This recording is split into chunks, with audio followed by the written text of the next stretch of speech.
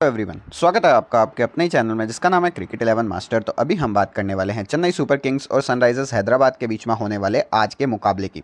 29वां मुकाबला है टूर्नामेंट का। भैया बहुत आगे आ चुका है अब टूर्नामेंट। 5-5, 6-6 मुकाबले सारी की सारी टीम्स ने खेल लिए हैं और अभी तक आपको पता लग गया है कि कौन सी टीम स्ट्रॉन्ग्स है और कौन सी नहीं है। अब अगर आप देखो फ्राइडे मतलब आज के दिन 7:30 बजे इंडियन टाइमिंग के हिसाब से आपको चिदम्बरम स्टेडियम में मैच लाइव देखने को मिलेगा, चेन्नई का होम ग्राउंड। 6 मुकाबले इंटरनेशनली खेले गए हैं अभी रिसेंटली टाइम में। वहाँ पर 5 यहाँ पर पहले बैटिंग करने वाली टीम जीती है। क्यों? क्योंकि चेज इतनी आसानी से नहीं होते हैं। पिछला मुकाबला जो चेन्नई ने इस ग्राउंड के ऊपर खेला था वहाँ पर चेन्नई अपना मुकाबला नहीं जीत पाई थी, चेज नहीं कर पाई थी रन्स, इतना ध्यान रखना। और वहाँ पर इतनी ज़्यादा बढ़िया परफॉर्मेंस चेन्नई की रही नहीं थी।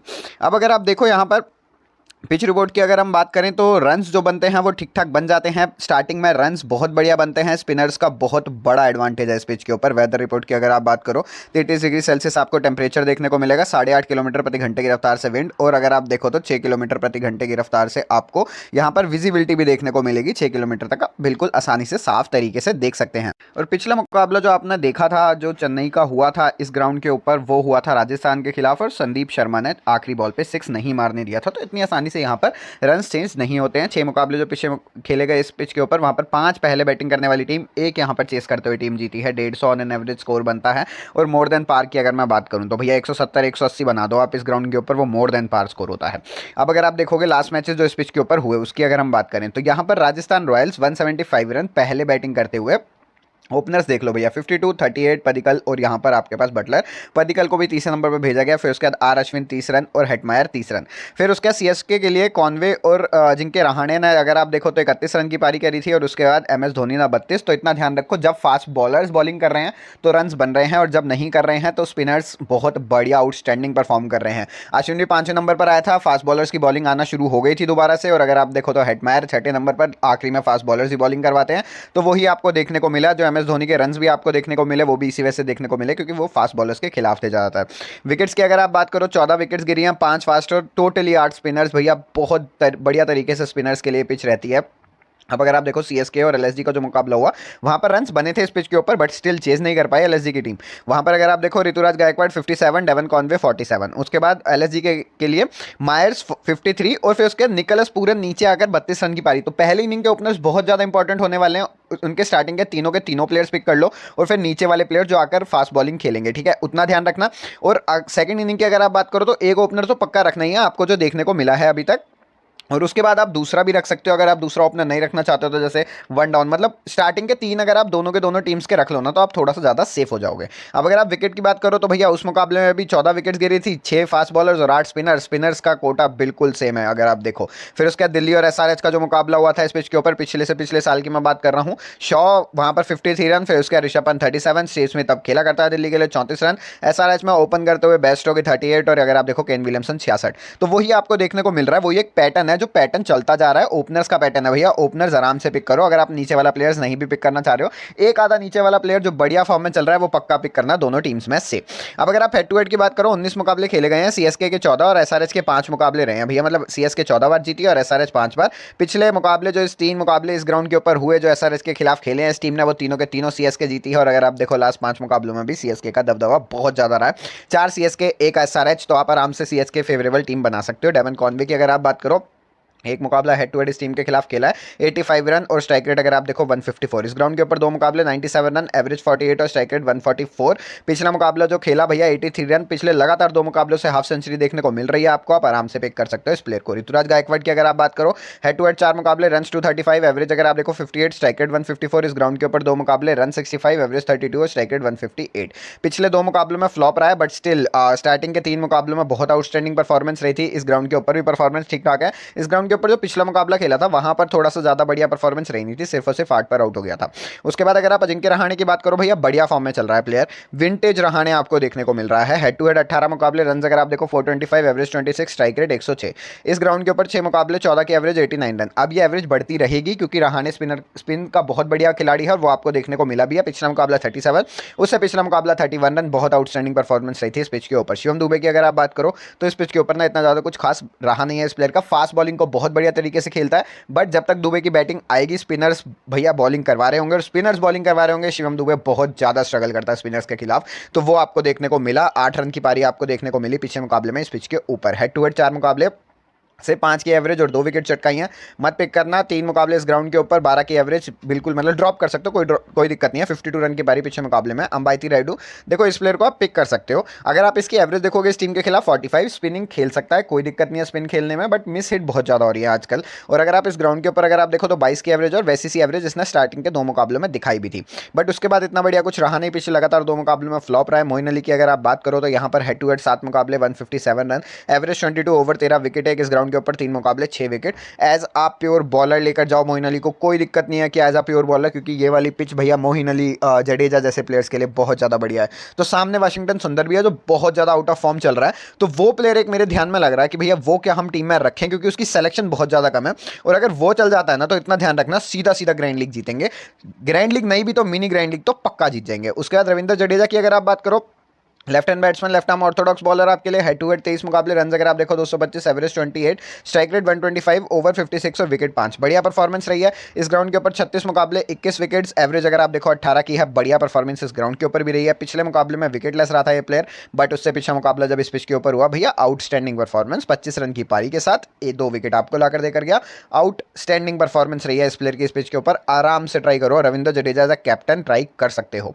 फिर उसके बाद MS धोनी की अगर आप बात करो, पिछला मुकाबला 1 रन, बट उससे मुकाबले में 32 रन की बढ़िया पारी आपको देखने को मिली है। अब अगर आप देखोगे यहाँ पर MS Dhoni head to head 22 मुकाबले 55 की एवरेज रही है, और इस ग्राउंड के ऊपर 61 मुकाबले 42 की एवरेज रही है। एक बहुत बढ़िया प्लेयर है इस ग्राउंड के ऊपर, पिछला मुकाबला जो इस ग्राउंड के ऊपर खेला था 32 रन की पारी आपको देखने को मिली, आउटस्टैंडिंग परफॉर्मेंस थी। आखिरी बॉल पे छक्का मारना था, नहीं मार पाया, इसी वजह से यहाँ पर वो वाला मुकाबला हारे थे। तुषार देशपांडे एक कंसिस्टेंट प्लेयर जिसको अभी के लिए भी प्लेयर इतना ज़्यादा ट्राई नहीं कर रहे हैं। देखो हो सकता है कि ये प्लेयर आज के मुकाबले में विकेट ना लेकर देकर जाए, क्योंकि वो पिच स्लो होती ही चली जाएगी। अब वो जो पहले मुकाबले में पिच थी वो उससे बहुत ज़्यादा बेकार हो चुकी है, इतना ध्यान रखना। तो स्पिनर्स के लिए एक्स्ट्रा हेल्प आपको पक्का देखने को मिलेगी, बट तुषार देशपांडे जो डेथ में आकर बॉलिंग करवा रहा है, स्टार्टिंग के 2 मुकाबले छोड़ दो जहाँ पर उसने बहुत ज़्यादा नो बॉल्स करी थी, फिर धोनी ने बोला भी कि भैया आप नो बॉल्स इतनी ज़्यादा करोगे तो फिर आपको किसी और कैप्टन के नीचे खेलना पड़ेगा, पर फिर उसके बाद से बहुत ज़्यादा सुधार आपको देखने को मिला भैया तुषार देशपांडे की बॉलिंग में। 2 विकेट 2 विकेट 3 विकेट, आउटस्टैंडिंग लगातार विकेट इस ग्राउंड के ऊपर, 2 विकेट पिछले मुकाबले में, बहुत बढ़िया परफॉर्म कर रहा है। हेड टू हेड 1 मुकाबला खेला इस टीम के साथ, इस टीम के खिलाफ विकेटलेस रहा है, बट इस ग्राउंड के ऊपर 2 मुकाबले 2 विकेट, बहुत आउटस्टैंडिंग परफॉर्मेंस रही है। 8 ओवर अपने कंप्लीट करवाए हैं।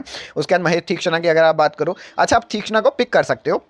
अब आप, मैं क्यों कह रहा हूँ पिक कर सकते हो, क्योंकि अब ना ये पिच बहुत ज़्यादा स्पिनर्स फेवरेबल हो जाएगी, क्योंकि अगर same ground same pitch use करी गई राजस्थान वाली, तो इतना ध्यान रखना कि वो तो पहले ही स्पिनर्स फेवरेबल थी और ये वाली पिच तो और भी ज़्यादा स्पिनर्स फेवरेबल हो जाएगी। तो वहाँ पर तीक्षणा की बॉलिंग आपको थोड़ी सी ज़्यादा इंपैक्टफुल देखने को मिल सकती है, बट पिछले लगातार 2 मुकाबलों में तीक्षणा इतना बढ़िया परफॉर्म नहीं कर देकर गया। आकाश सिंह की अगर आप बात करो, पिछला मुकाबला 1 विकेट, उससे पिछले मुकाबले में जब इस ग्राउंड के ऊपर मुकाबला हुआ था वहाँ पर आप देखो तो 2 विकेट आपको ला कर देकर गया। महेश मथीशा पथिराना की अगर आप बात करो तो पिछला मुकाबला 2 विकेट, बढ़िया परफॉर्मेंस, हो सकता है धोनी इसे दोबारा खिला ले, क्योंकि बढ़िया इंपैक्टफुल पारी आपको देखने को मिली, बॉलिंग बहुत बढ़िया देखने को मिली है पथिराना से, और आपको पता है यॉर्कर बैक टू बैक मार रहा था पिछले मुकाबले में। तो पथिराना एक इंपॉर्टेंट प्लेयर डेथ में आकर बॉलिंग करवाने के लिए हो सकता है टीम के लिए। डोन पेटोरियस की अगर आप बात करो, 1 मुकाबला खेला है भैया, वहां पर विकेटलेस रहा था इस टीम के खिलाफ। 1 मुकाबला जब खेला था पिछले सीजन 1 विकेट चटकाई थी। मिचेल सेंटनर का एक ऑप्शन हो सकता है आज के मुकाबले में, क्यों, क्योंकि स्पिनिंग फेवरेबल विकेट है, ठीक है। इस ग्राउंड के ऊपर 3 मुकाबले 3 विकेट, इस टीम के खिलाफ 1 मुकाबला 1 विकेट, आराम से टीम खिला सकती है MS धोनी। पथिराना की जगह इसे भी पिक कर सकता है, इतना ध्यान रखना। दीपक चहर के आने के बहुत कम चांसेस हैं। हेड टू हेड 10 मुकाबले 9 विकेट, इस ग्राउंड के ऊपर 10 मुकाबले 10 विकेट। अब मैं आपको क्यों कह रहा हूँ कि बहुत कम चांसेस हैं, क्योंकि ये वाला ट्रैक बिल्कुल भी स्विंग फेवरेबल नहीं है, तो दीपक चहर खेलने के चांसेस बहुत ज़्यादा कम है। बेन स्टोक्स अभी के लिए बेंच पर ही बैठा रहेगा, क्योंकि अभी के लिए MS धोनी की टीम का जो स्ट्रक्चर है वो बहुत बढ़िया चल रहा है। अजिंक्य रहाणे को इंक्लूड करा, अजिंक्य रहाणे रन्स कर रहा है, जिसको भी इंक्लूड कर रहे हैं वो रन्स कर रहा है, और अभी के लिए बेन स्टोक्स इतनी बढ़िया फॉर्म में है नहीं, बट हेड टू हेड 7 मुकाबले खेले हैं, 17.5 की एवरेज के साथ 4 विकेट। और उसके बाद अगर आप देखो इस ग्राउंड के ऊपर 2 मुकाबले 54 रन, एवरेज 27 और विकेट 1। राजवर्धन हंगराकर की अगर आप बात करोगे, इस ग्राउंड के ऊपर 1 मुकाबला विकेट 0। उसके बाद अगर आप देखो मंगला आपके पास है, इस ग्राउंड के ऊपर 1 मुकाबला विकेट 0, पिछला मुकाबला इस ग्राउंड के ऊपर खेला था, बढ़िया परफॉर्मेंस रही नहीं। नीचे आपके पास और कोई प्लेयर है नहीं जो इस टीम के खिलाफ या वैसा कुछ कर रखा हो बहुत बढ़िया। ये सब वो है भैया सईद मुश्ताक अली ट्रॉफी वाले प्लेयर्स हैं। हो सकता है MS धोनी को अगर कोई बेंच में बैठा हुआ प्लेयर या नेट्स में जब प्रैक्टिस कर रहा हो तो बहुत बढ़िया लग जाए तो वो आ सकते हैं, अभी के लिए नहीं आ सकते। अब अगर आप सनराइजर्स हैदराबाद की बात करो, अपना पिछला मुकाबला हार कर है, लगातार 2 मुकाबले जीत कर आए हैं, 5 में से 2 ही मुकाबले जीते हैं। इतनी ज़्यादा बढ़िया पारियां आपको देखने को मिली नहीं है सनराइजर्स की तरफ से। अगर आप देखो हैरी ब्रुक्स 9 रन की पारी पिछले मुकाबले में और उससे पिछले मुकाबले में एक सेंचुरी आपको देखने को मिली है। हैरी ब्रुक्स खेल सकता है। देखो ये वाला मुकाबला स्टार्टिंग के 6 ओवर हैरी ब्रुक के लिए इंपॉर्टेंट होंगे। अगर वो मार सकता है तो इसी 6 ओवर्स में मार सकता है। उसके अलावा आप अगर सोचो कि भैया ये बीच के मिडल ओवर्स में आकर मार सकता तो नहीं मार सकता, क्योंकि स्पिनर्स बहुत ज़्यादा हावी हो जाते हैं उसमें। तो हैरी ब्रुक्स को आप ड्रॉप कर सकते हो, अभी के लिए आपके ऊपर है। मयंक अग्रवाल की अगर आप बात करो, इस ग्राउंड के ऊपर 22 की एवरेज है, आराम से स्पिन खेल सकता है। स्टार्टिंग में अगर बैटिंग करता है तो इतना ध्यान रखना कि फास्ट बॉलर्स के लिए बहुत बढ़िया कर सकता है। फास्ट बॉलर्स के खिलाफ स्टार्टिंग के 6 ओवर्स के हिसाब से मैं आपको बता रहा हूँ, मयंक अग्रवाल आपके लिए बढ़िया ऑप्शन हो सकता है। पिछले मुकाबले में 48 रन की पारी आपको देखने को मिली। राहुल त्रिपाठी आज के मुकाबले में ड्रॉप करने का कोई मतलब नहीं बनता। एक मात्र ऐसा प्लेयर अभी के लिए पूरे, अगर आप आईपीएल की बात करो ना, तो one of the best spinning player है, जो स्पिन बहुत बढ़िया तरीके से खेल सकता है। 74 रन जो आए थे वो ब्लैक सॉइल पिच के ऊपर आए थे, जो बहुत ज़्यादा स्पिन कर रही थी। वहां पर राहुल त्रिपाठी ने बहुत बढ़िया परफॉर्म करा था। तो राहुल त्रिपाठी को ड्रॉप करने का कोई मतलब नहीं बनता। हेड टू हेड 10 मुकाबले 29 के एवरेज के साथ 232 रन। इस ग्राउंड के ऊपर 4 मुकाबले 30.5 की एवरेज है। आप एवरेज देख लो इस ग्राउंड के ऊपर, बहुत बढ़िया है इस प्लेयर की।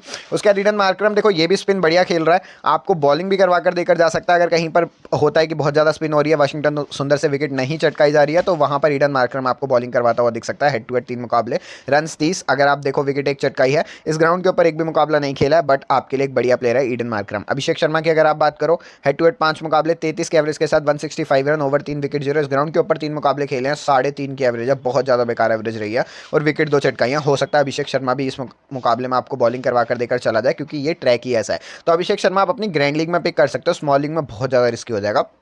हेनरी क्लासन पिछले मुकाबले में 36 रन की पारी, हेड टू हेड इस टीम के खिलाफ एक मुकाबला 7 रन। हेनरी क्लासन को आराम से एमएस धोनी आउट करवा सकता है, कोई दिक्कत नहीं है। उसके बाद अब्दुल समद की अगर आप बात करो, 2 मुकाबले अगर आप देखो तो 1 विकेट चटकाई है इस प्लेयर ने, और 26 रन की पारी भी खेली है। उसके बाद इस ग्राउंड के ऊपर अगर आप देखो 3 मुकाबले 26 रन, पिछले मुकाबले में 9 रन की पारी अब्दुल समद से आपको देखने को मिली है। अब्दुल समद को टीम इंक्लूड कर रही है, बट वो इतनी बढ़िया हिटिंग नहीं कर पा रहा है। मार्को यानसन की अगर आप बात करो, हेड टू हेड 2 मुकाबले 1 विकेट, इस ग्राउंड के ऊपर 2 मुकाबले 2 विकेट, बढ़िया परफॉर्मेंस रही है मार्को यानसन की। आराम से पिक करो, क्योंकि एक्स्ट्रा हाइट है तो एक्स्ट्रा बाउंस हर एक पिच पे मिलता है, चाहे ब्लैक सॉइल हो चाहे रेड सॉइल हो। उसके बाद अगर आप वाशिंगटन सुंदर की बात करो, भैया इससे ना एसआरएच को बहुत ज़्यादा उम्मीदें थी, बट आप देखो तो यहाँ पर बहुत ज़्यादा उम्मीदों पे पानी फिरा भैया उनकी, क्योंकि कोई भी मुकाबला नहीं है जहाँ पर विकेट ला कर देकर गया हो। इस ग्राउंड के ऊपर हो सकता है कि आपको फॉर्म में वापस आता हुआ दिखे, क्योंकि भैया स्पिनिंग ही ट्रैक है, और हो सकता है सुंदर को फेवर भी कर जाए। तो उस हिसाब से आप ग्रैंड लीग में ट्राई कर सकते हो इस प्लेयर को। स्मॉल लीग में बहुत बहुत ज़्यादा रिस्की हो जाएगा, इतना ध्यान रखना। पर हाँ, अगर चल गया ये प्लेयर इस ट्रैक के ऊपर, अगर ये इस ट्रैक पर नहीं चलाना तो वाशिंगटन सुंदर कहीं नहीं चल पाएगा, क्योंकि ये ट्रैक प्योरली स्पिनर्स फेवरेबल है, और एमएस धोनी बनवाता भी वैसा से ट्रैक है कि भैया प्योरली स्पिनर्स फेवरेबल। अब अगर आप भुवनेश्वर कुमार की बात करो, पिछला मुकाबला 1 विकेट, उससे पिछले मुकाबले में लगातार 4 मुकाबलों में 4 विकेट आपको लाकर देकर गया। स्टार्टिंग में बॉलिंग करवाकर विकेट लाकर देकर चला जाता है। हो सकता है ऋतुराजा डेवन कॉनवे अगर आउट होगा तो वो भुवनेश्वर कुमार की बॉलिंग पर ही होगा। इस ग्राउंड के ऊपर 9 मुकाबले 6 विकेट, इस टीम के खिलाफ 17 मुकाबले 11 wicket. Mayank Markande captaincy vice captaincy का ऑप्शन रहेगा आज के मुकाबले में। क्यों मैं कह रहा हूँ 3 मुकाबले 3 विकेट लगातार। पहला मुकाबला जब खेला 4 विकेट, फिर 2 विकेट। पिछला मुकाबला विकेटलेस रहा, बहुत रन पड़े थे, 37 या 40 के करीब रन पड़े थे, बट स्टिल मयंक मार्कंडे के लिए ये पिच बहुत ज़्यादा इंपॉर्टेंट होने वाली है। उसके बाद टी नटराजन की अगर आप बात करो, 4 मुकाबले खेले हैं, 8 विकेट चटकाई है इस ग्राउंड के ऊपर, 5 मुकाबले 6 विकेट, बढ़िया परफॉर्मेंस रही है टी नटराजन की। लगातार 2 मुकाबलों में विकेट भी लाकर देकर गए।